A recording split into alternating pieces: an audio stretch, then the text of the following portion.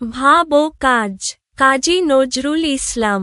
ভাবে আর কাজে সম্বন্ধটা খুব নিকট বোধ হইলেও আদতে এ জিনিস দুইটায় কিন্তু আসমান জমিন তফাত। ভাব জিনিসটা হইতেছে পুষ্পবিহীন সৌরভের মতো, একটা অবাস্তব উচ্ছ্বাস মাত্র।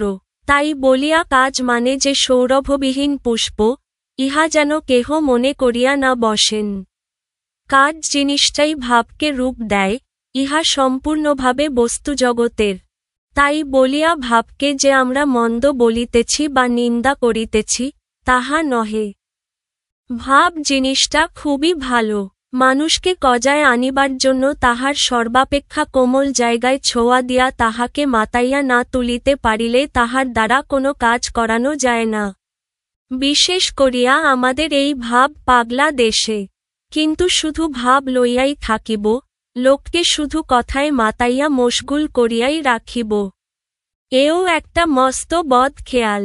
এই ভাবকে কার্যের দাসরূপে নিয়োগ করিতে না পারিলে ভাবের কোনো সার্থকতাই থাকে না। তাহা ছাড়া ভাব দিয়া লোককে মাতাইয়া তুলিয়া যদি সেই সময় গরমা গরম কার্যসিদ্ধি করাইয়া লওয়া না হয়, তাহা হইলে পরে সে ভাবাবেশ কপুরের মতো উড়িয়া যায়। অবশ্য এখানে কার্যসিদ্ধি মানে স্বার্থসিদ্ধি নয়।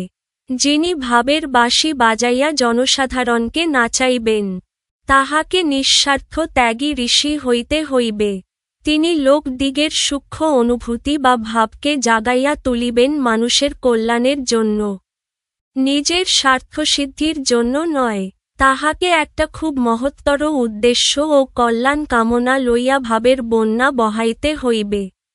নতুবা বানভাসির পর পলিপড়ার মতো সাধারণের সমস্ত উৎসাহ ও প্রাণ একেবারে কাদার ঢাকা পড়িয়া যাইবে। এই জন্য কেহ কেহ বলেন যে, লোকের কোমল অনুভূতিতে ঘা দেওয়া পাপ। কেননা অনেক সময় অনুপযুক্ততা প্রযুক্ত ইহা হইতে সুফল না ফলিয়া কুফলই ফলে।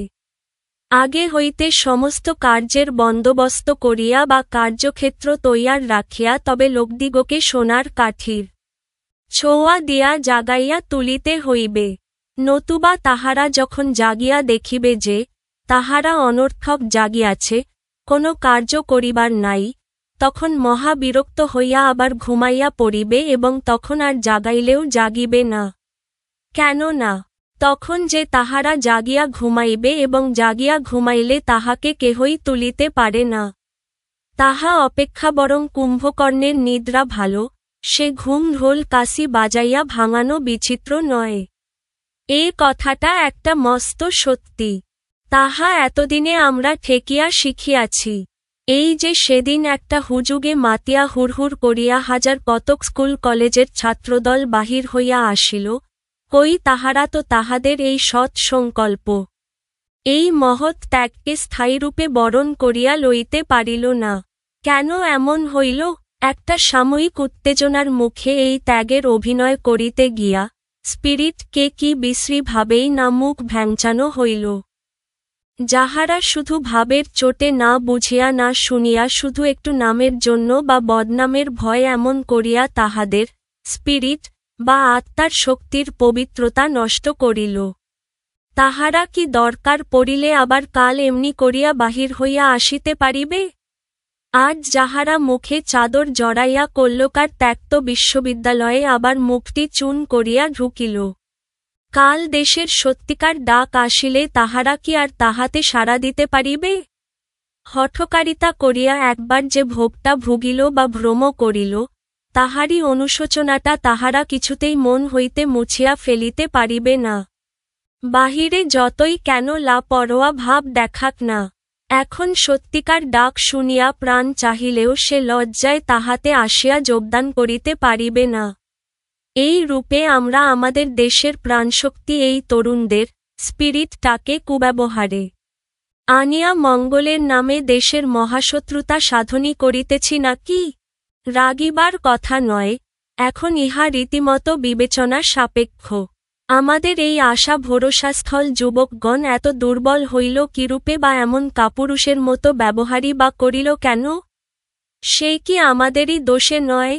সাপ লইয়া খেলা করিতে গেলে তাহাকে দস্তুর মতো সাপুড়ে হওয়া চাই, শুধু একটু বাঁশি বাজাইতে পারিলেই চলিবে না।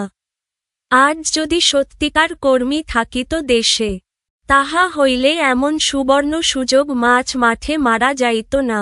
ত্যাগী অনেক আছেন দেশে, কিন্তু কর্মীর অভাবে বা তথাকথিত কর্মী নামে অভিহিত লোকদের সত্য সাধনার অভাবে তাহারা কোনো ভালো কাজে আর কোনো অর্থ দিতে চাহেন না, বা অন্য কোনরূপ ত্যাগ স্বীকার করিতেও রাজি নন। কি করিয়া হইবেন? তাহারা তাহাদের চোখের সামনে দেখিতেছেন যে, কত লোকের কত মাথার ঘাম পায়ে ফেলার ধন দেশের নামে, কল্যাণের নামে আদায় করিয়া বাজে লোকে নিজেদের উদর পূর্ণ করিতেছে। যাহারা সত্যিকার দেশকর্মী সে বেচারারা সত্যি কথা স্পষ্টভাবে বলিতে গিয়া এই সব কর্মীর কারচুপিতে পোয়ালচাপা পড়িয়া গিয়াছে। বেচারারা এখন ভালো বলিতে গেলেও এই সব মুখোশ পরা ত্যাগী মহাপুরুষ গণ হট্টগোল বাধাইয়া লোককে সম্পূর্ণ উল্টা বুঝাইয়া দিয়া তাহাকে একদম খেলো ঝুটা ইত্যাদি প্রমাণ করিয়া দেন। সহজ জনসাধারণের সরল মন এসব না ধরিতে পারার দরুন তাহাদের মন অতি অল্পেই ওই সত্যিকার কর্মীদের বিরুদ্ধে বিষাইয়া উঠে। 10 চক্রে ভগবান ভূত, কথাটা মস্ত সত্যি কথা। তাহা হইলে এখন উপায় কি? এক সহজ উপায় এই যে, এখন হইতে জনসাধারণের বা শিক্ষিত কেন্দ্রের উচিত, ভাবের আবেগে অতিমাত্রায় বিহ্বল হইয়া কাণ্ডাকাণ্ড ভালোমন্দ জ্ঞান হারাইয়া না ফেলা। আমরা বলিব, ভাবের সুরা পান করো ভাই, কিন্তু জ্ঞান হারাইও না। তাহা হইলে তোমার পতন, তোমার দেশের পতন, তোমার ধর্মের পতন, মনুষ্যত্বের পতন। ভাবের দাস হইও না, ভাবকে তোমার দাস করিয়া লও। কর্মে শক্তি আনিবার জন্য ভাব সাধনা করো, স্পিরিট বা আত্মার শক্তিকে জাগাইয়া তোলো। কিন্তু তাই বলিয়া কর্মকে হারাইও না।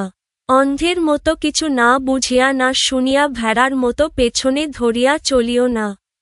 নিজের বুদ্ধি, নিজের কর্মশক্তিকে জাগাইয়া তোলো। তোমার এই ব্যক্তি স্বাতন্ত্র্যই দেশকে উন্নতির দিকে, মুক্তির দিকে আগাইয়া লইয়া যাইবে। এই সব জিনিস ভাব আবিষ্ট হইয়া চক্ষু বুজিয়া হয় না। কোমর বাঁধিয়া কার্যে নামিয়া পড়িতে হইবে এবং নামিবার পূর্বে ভালো করিয়া বুঝিয়া সুঝিয়া দেখিয়া লইতে হইবে। ইহার ফল কি? শুধু উদ্ম সারের মতো দেওয়ালের সঙ্গে গা ঘেঁষড়াইয়া নিজের চামড়া তুলিয়া ফেলা হয় মাত্র। দেওয়াল প্রভু কিন্তু দিব্যি দাঁড়াইয়া থাকেন। তোমার বন্ধন ওই সামনের দেওয়ালকে ভাঙিতে হইলে একেবারে তাহার ভিত্তিমূলে শাবল মারিতে হইবে। আবার বলিতেছি, আর ভাবের ঘরে চুরি করিও না। আগে ভালো করিয়া চোখ মেলিয়া দেখো। কার্যের সম্ভাবনা অসম্ভাবনার কথা অগ্রে বিবেচনা করিয়া পড়ে কার্যে নামিলে তোমার উৎসাহ অনর্থক নষ্ট হইবে না। মনে রাখিও তোমার স্পিরিট বা আত্মার শক্তিকে অন্যের প্ররোচনায় নষ্ট করিতে তোমার কোনো অধিকার নাই। তাহা পাপ, মহাপাপ। শব্দার্থ ও টিকা। আসমান, আকাশ, জমিন, মাটি, ভূপৃষ্ঠ। কজায়, আয়ত্তে, অধিকারে। মশগুল, মগ্ন, বিভোর। বদ খেয়াল, খারাপ চিন্তা, খারাপ আচরণ। কপুর, বৃক্ষরস থেকে তৈরি গন্ধদ্রব্য বিশেষ, যা বাতাসের সংস্পর্শে অল্পক্ষণের মধ্যে ক্ষয়প্রাপ্ত হয়। ঋষি, শাস্ত্রজ্ঞ তপস্বী, মুনি, যোগী। বানভাসী, বন্যায় ভাসানো। বন্যায় যা বা যাদের ভাসিয়ে আনে। বন্দোবস্ত, ব্যবস্থা, আয়োজন। অনর্থক, ব্যর্থ, নিষ্ফল, অকারণ। কুম্ভকর্ণ, রামায়ণে বর্ণিত রাবণের ছোট ভাইয়ের নাম। সে একনাগাড়ে 6 মাস ঘুমাত। এখানে যে খুব ঘুমায় বা সহজে যাকে জাগানো যায় না। হুজুগ, সাময়িক আন্দোলন, জনরব, গুজব। সংকল্প, প্রতিজ্ঞা, শপথ। স্পিরিট, ইংরেজি স্পিরিট শব্দটির অর্থ উদ্দীপনা, উৎসাহ, শক্তি। এই প্রবন্ধে আত্মার শক্তির পবিত্রতা অর্থে স্পিরিট শব্দটি ব্যবহৃত হয়েছে। কল্যকার, পূর্ব বা পরবর্তী দিন। এখানে পূর্বের দিন অর্থে লা পরোয়া, গ্রাহ্য না করা। দস্তুর মতো, রীতিমতো, যথেষ্ট, নিতান্ত, সুবর্ণ, সোনা, স্বর্ণ, পুয়াল, খড়, দশচক্রে ভগবান ভূত, 10 জনের চক্রান্তে সাধু ও অসাধু প্রতিপন্ন হতে পারে। বহু লোকের ষড়যন্ত্রে অসম্ভব সম্ভব হয়। কাণ্ডাকাণ্ড, ন্যায় অন্যায়, ভালো মন্দ, উদ্যম সার, বন্ধনমুক্ত সার, প্ররোচনা, উস্কানি, উত্তেজনার সৃষ্টি। পাঠের উদ্দেশ্য। এই প্রবন্ধ পাঠ করে শিক্ষার্থীরা মহৎ কাজের জন্য অনুপ্রাণিত হবে। শুধু ভাবের উচ্ছ্বাসে উদ্বেল হওয়া নয়, ভাবের সঙ্গে পরিকল্পিত কর্মশক্তি ও বাস্তব উদ্যোগের প্রয়োজন সম্পর্কে সচেতন হবে। পাঠ পরিচিতি। ভাব ও কাজ প্রবন্ধটি নেওয়া হয়েছে যুগ বাণী গ্রন্থ থেকে। ভাব ও কাজের মধ্যে পার্থক্য অনেক। মানুষকে উদ্বুদ্ধ করার জন্য ভাবের গুরুত্ব অপরিসীম। কিন্তু শুধু ভাব দিয়ে মহৎ কিছু অর্জন করা যায় না। তার জন্য কর্মশক্তি এবং সঠিক উদ্যোগের দরকার হয়। ভাবের দ্বারা মানুষকে জাগিয়ে তোলা যায়, কিন্তু যথাযথ পরিকল্পনা ও কাজের স্পৃহা ছাড়া যেকোনো ভালো উদ্যোগ নষ্ট হয়ে যেতে পারে। এই রচনাটিতে লেখক দেশের উন্নতি ও মুক্তি এবং মানুষের কল্যাণের জন্য ভাবের সঙ্গে বাস্তবধর্মী কর্মে তৎপর হওয়ার ওপর জোর দিয়েছেন। লেখক পরিচিতি। কাজী নজরুল ইসলাম 1899 খ্রিস্টাব্দের 24শে মে, 1306 বঙ্গাব্দের 11ই জ্যৈষ্ঠ, বর্ধমান জেলার আসানসোল মহকুমার চুরুলিয়া গ্রামে জন্মগ্রহণ করেন। তিনি বিদ্যালয়ের পড়াশোনা শেষ করতে পারেননি। 10ম শ্রেণীর ছাত্র থাকাকালে প্রথম মহাযুদ্ধ শুরু হলে তিনি স্কুল ছেড়ে বাঙালি পল্টনে যোগদান করেন। যুদ্ধ শেষ হলে 1920 খ্রিস্টাব্দে বাঙালি পল্টন ভেঙে দেওয়া হয়। নজরুল কলকাতায় ফিরে এসে সাহিত্যচর্চায় আত্মনিয়োগ করেন। এই সময় সাপ্তাহিক বিজলি পত্রিকায় তার বিদ্রোহী কবিতাটি প্রকাশিত হলে চারদিকে সুনাম ছড়িয়ে পড়ে। তার কবিতায় পরাধীনতা ও অন্যায়ের বিরুদ্ধে বিদ্রোহ উচ্চারিত হয়েছে। অবিচার ও শোষণের বিরুদ্ধে তিনি প্রবল প্রতিবাদ করেন। এজন্য তাকে বিদ্রোহী কবি বলা হয়। তার রচনাবলী অসাম্প্রদায়িক চেতনার উজ্জ্বল দৃষ্টান্ত। কবিতা, সঙ্গীত, উপন্যাস, নাটক, প্রবন্ধ ও গল্প সাহিত্যের বিভিন্ন শাখায় নজরুল প্রতিভার স্বাক্ষর রেখেছেন। তিনি সাম্যবাদী চেতনাভিত্তিক কবিতা, শ্যামা সঙ্গীত, ইসলামী গান ও গজল লিখেছেন। কবিতা ও গানে বহুল পরিমাণে আরবি ফার্সি শব্দ ব্যবহার করেছেন। মাত্র 43 বছর বয়সে তিনি কঠিন রোগে আক্রান্ত হন এবং তার সাহিত্যসাধনায় ছেদ ঘটে। 1972 সালে বাংলাদেশ সরকারের উদ্যোগে কবিকে বাংলাদেশে আনা হয়। 1974 সালে তিনি ঢাকা বিশ্ববিদ্যালয় থেকে ডি.লিট উপাধি লাভ করেন। 1976 সালে তিনি বাংলাদেশের নাগরিকত্ব ও 21 পদক পান। তিনি আমাদের জাতীয় কবি।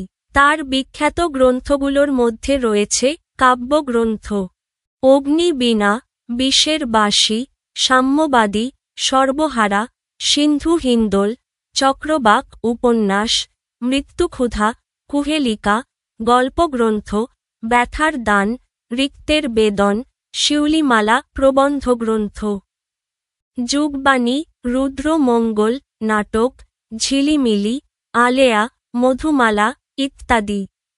কাজী নজরুল ইসলাম 1976 খ্রিস্টাব্দের 29শে আগস্ট ঢাকায় মৃত্যুবরণ করেন। কর্ম অনুশীলন। ক. আত্মার শক্তি বিষয়ে একটি প্রবন্ধ রচনা করো। আত্মার শক্তি। মানুষের প্রকৃত শক্তি তার বাহুতে নয়, মস্তিষ্কে নয়, আছে তার আত্মায়। এই আত্মিক শক্তিই মানুষকে ভয়, লোভ, ক্লান্তি ও পরাজয়ের বিরুদ্ধে দাঁড় করায়। বাহ্যিক শক্তি ক্ষণস্থায়ী হতে পারে, কিন্তু আত্মার শক্তি জাগ্রত হলে মানুষ অসম্ভবকেও সম্ভব করে তোলে। আত্মার শক্তি বলতে মানুষের অন্তরের দৃঢ়তা, নৈতিক সাহস, আত্মবিশ্বাস ও সত্যের প্রতি অবিচল বিশ্বাসকে বোঝায়। এই শক্তিই মানুষকে অন্যায়ের বিরুদ্ধে প্রতিবাদ করতে শেখায়, ত্যাগে উদ্বুদ্ধ করে এবং মানবকল্যাণে আত্মনিয়োগে অনুপ্রাণিত করে। ইতিহাসের দিকে তাকালেই দেখা যায়, যারা সমাজ ও জাতির জন্য বড় পরিবর্তন এনেছেন, তাদের মূল সম্বল ছিল আত্মার শক্তি। তারা বাহ্যিক সুযোগ সুবিধা ছাড়াই অন্তরের দৃঢ়তায় এগিয়ে গেছেন। আত্মার শক্তি মানুষকে সংকটের মধ্যেও স্থির থাকতে সাহায্য করে। বিপদের সময় যে মানুষ ভেঙে পড়ে না, বরং ধৈর্য ও সাহস নিয়ে পথ খুঁজে নেয়, সে মানুষ আত্মিক শক্তিতে বলীয়ান। দারিদ্র্য, পরাজয় কিংবা অপমান আত্মার শক্তিসম্পন্ন মানুষকে দমাতে পারে না, বরং এসবই তাকে আরও দৃঢ় করে তোলে। তবে আত্মার শক্তি হঠাৎ জন্মায় না।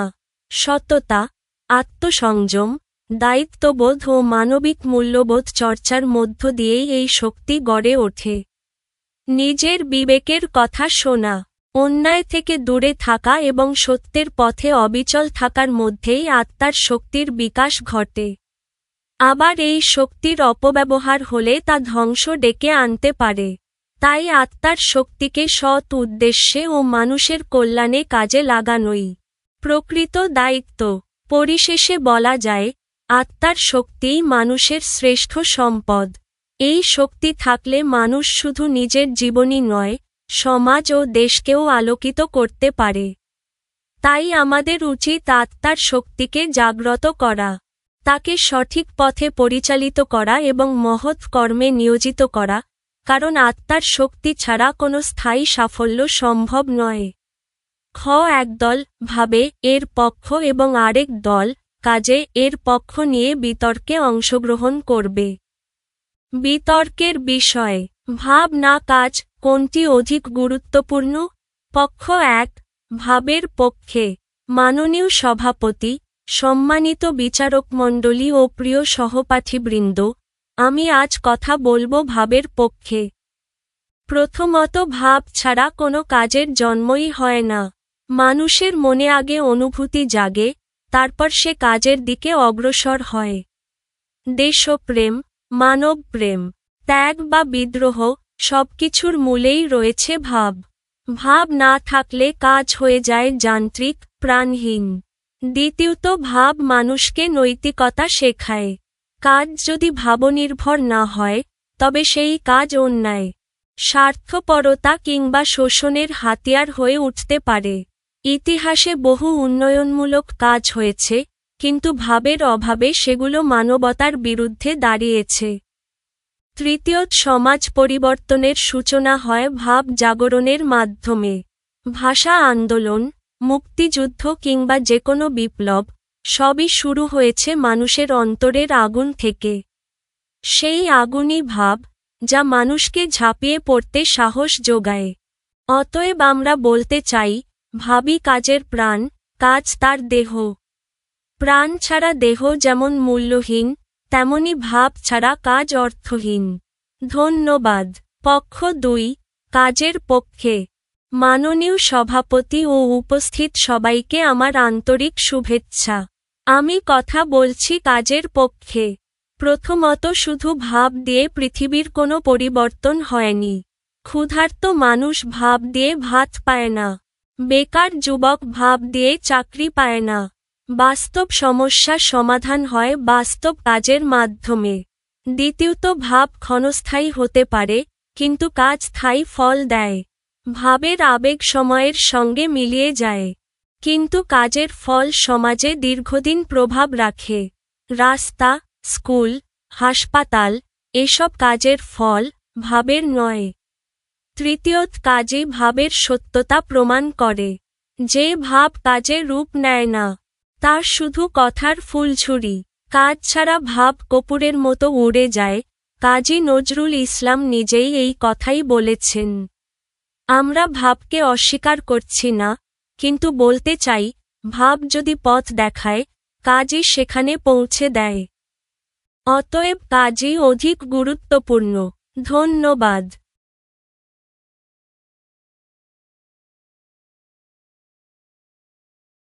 নমুনা প্রশ্ন, বহুনির্বাচনী প্রশ্ন।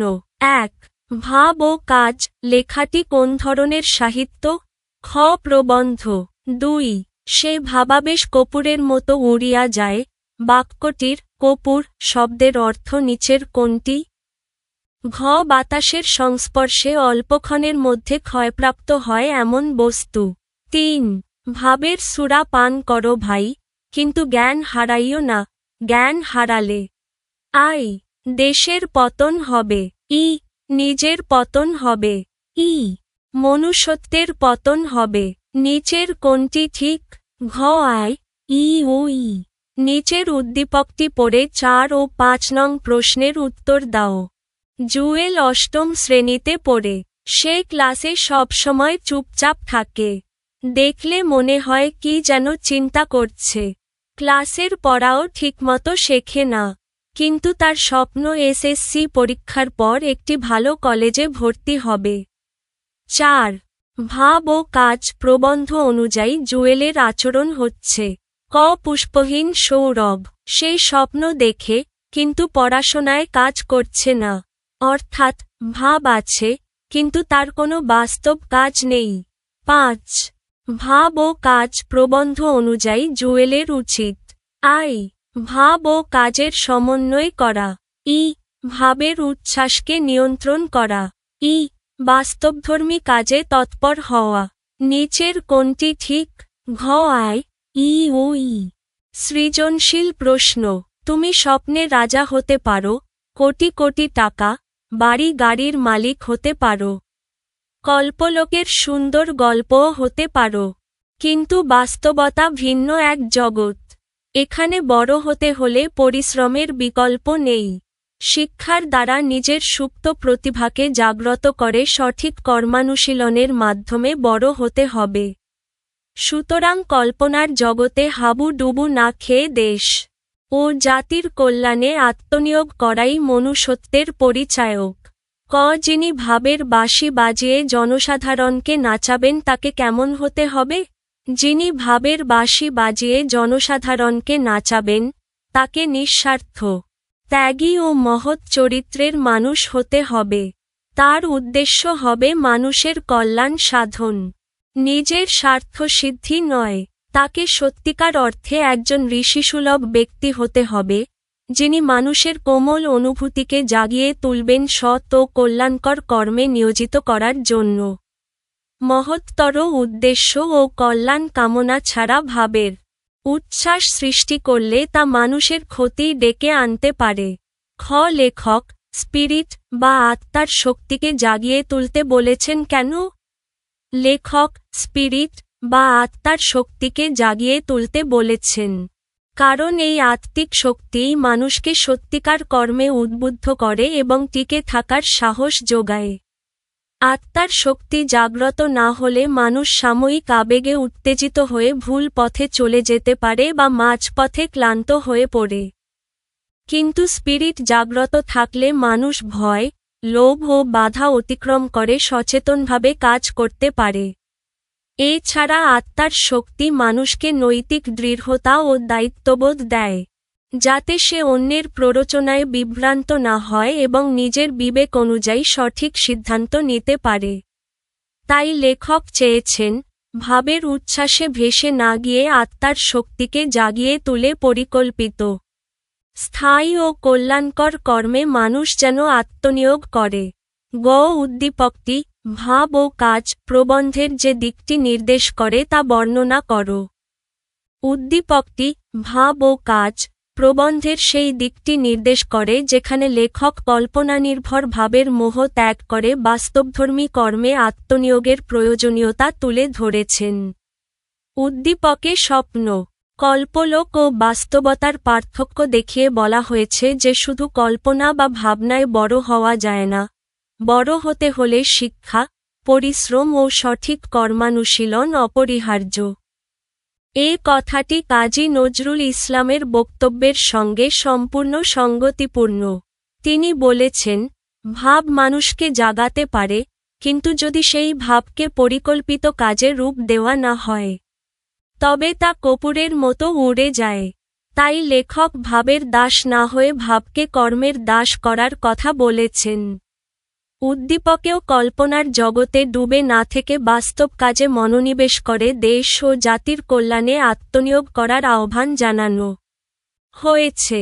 অতএব বলা যায়, উদ্দীপকটি প্রবন্ধের ভাব ও কাজের সমন্বয়ে বাস্তব কর্মের প্রয়োজনীয়তা এবং দায়িত্বশীল মানবিক ভূমিকার দিকটি স্পষ্টভাবে নির্দেশ করে। ঘ. কল্পনার জগতে হাবুডুবু না খেয়ে দেশ ও জাতির কল্যাণে আত্মনিয়োগ করাই মনুষ্যত্বের পরিচায়ক। মন্তব্যটি ভাব ও কাজ প্রবন্ধের আলোকে মূল্যায়ন করো। কল্পনার জগতে হাবুডুবু না খেয়ে দেশ ও জাতির কল্যাণে আত্মনিয়োগ করাই মনুষ্যত্বের পরিচায়ক। এই মন্তব্যটি ভাব ও কাজ প্রবন্ধের আলোকে সম্পূর্ণভাবে যথার্থ। কাজী নজরুল ইসলাম তার প্রবন্ধে স্পষ্টভাবে বলেছেন যে, শুধু ভাব বা কল্পনার আবেগে ডুবে থাকলে কোনো কল্যাণ সাধিত হয় না। ভাব মানুষের মনে সাময়িক উত্তেজনা সৃষ্টি করতে পারে, কিন্তু তা যদি বাস্তব ও পরিকল্পিত কাজে রূপ না নেয়, তবে সেই ভাব কর্পূরের মতো অচিরেই উড়ে যায়।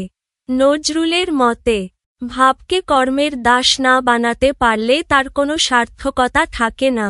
কল্পনার জগতে বাস করা মানুষ বাস্তব দায়িত্ব এড়িয়ে চলে এবং দেশ ও সমাজের জন্য কার্যকর ভূমিকা রাখতে পারে না। অথচ মনুষ্যত্বের প্রকৃত পরিচয় প্রকাশ পায় তখনই, যখন মানুষ নিজের স্বপ্ন ও ভাবনাকে বাস্তব কর্মের রূপ দিয়ে মানুষের কল্যাণে আত্মনিয়োগ করে। এছাড়া লেখক অন্ধ আবেগ ও হুজুগের বিপদ সম্পর্কে সতর্ক করেছেন। কল্পনার মোহে পড়ে পরিকল্পনাহীনভাবে এগোলে ব্যক্তি ও জাতি উভয়েরই ক্ষতি হয়। তাই আত্মার শক্তিকে জাগিয়ে তুলে জ্ঞান, বিবেচনা ও কর্মশক্তির সমন্বয়ে দেশ ও জাতির কল্যাণে কাজ করাই মানুষের শ্রেষ্ঠ দায়িত্ব। সুতরাং বলা যায়, উক্ত মন্তব্যটি নজরুলের ভাব ও কাজ প্রবন্ধের মূল ভাবনার সঙ্গে গভীরভাবে সামঞ্জস্যপূর্ণ এবং মনুষ্যত্বের প্রকৃত রূপকেই তুলে ধরে।